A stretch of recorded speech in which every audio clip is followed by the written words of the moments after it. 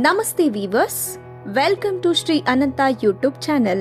In this episode, let's ask Swamiji about Aatmanivedanam.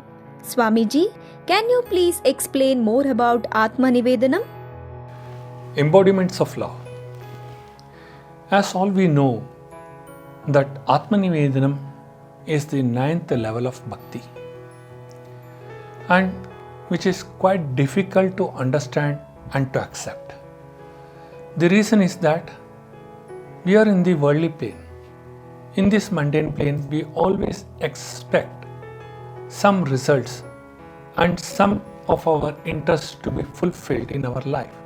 So whenever we visit any temple or any places where it is a pilgrim places, where we always offer some alms to the hundi, that is the donation box, then we pray for to fulfill our interest or our likings. I never say it is wrong. In a lower stage of bhakti, when you want to attain something, when you want to develop your devotion towards God, you can follow such rules or principles or the way of life. But when you are in a higher stage of devotion, you should understand one concept, that between God and or a guru or the parents and a devotee, there should not be any kind of business.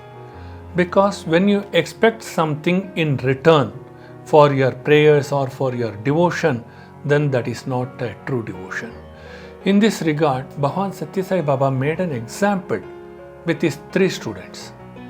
So he kept a precious object in one of his room and called one of the boy and asked him, just you bring and break it.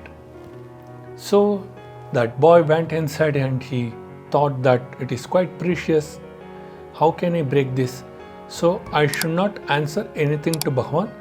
Let me bring that in front of him, place in front of him, take blessings and go back. So he brought that and he took Pada Namaskaram and he put back where it was and he left. He didn't answer anything to Bhagavan. It doesn't mean that he is not having devotion. He is having devotion, but he is not confident. What Bhagavan said, he was not confident.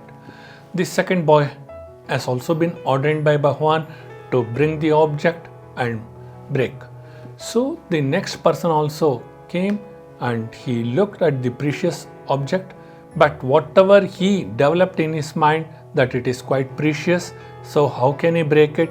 Let me seek permission from Bhagavan and tender my apology that I cannot break this because it is quite precious. So he spoke to Bhagavan, Swami, this is quite precious, so I can't break this.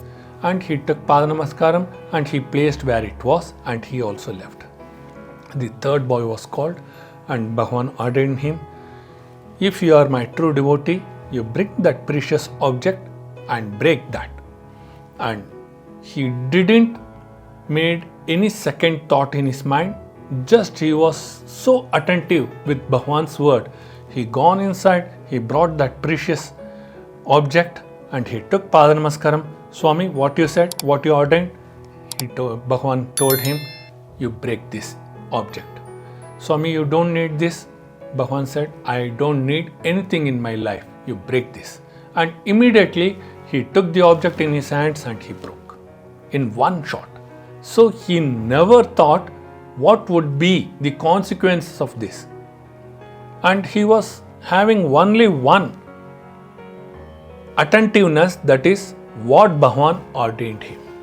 So when you are surrendered absolutely unconditionally to your master, whether it may be your guru, your parents, or the incarnated one like Bhagavan Sri Sathya Sai Baba, when you follow your master, you will always enjoy your life. That is the state of bliss. The oneness, the state of oneness you will always have in your life. So whenever you are approaching in a spiritual path to attain the state of oneness, the higher level of bhakti, please never discriminate on the ordinance of your Lord or your parents or your Guru. Follow that to attain the spiritual path, the highest path of the spiritualism. So this is what Bhagwan has given the example in his life, and stay blessed with his grace. Thank you one and all. Live a blissful life and stay blessed.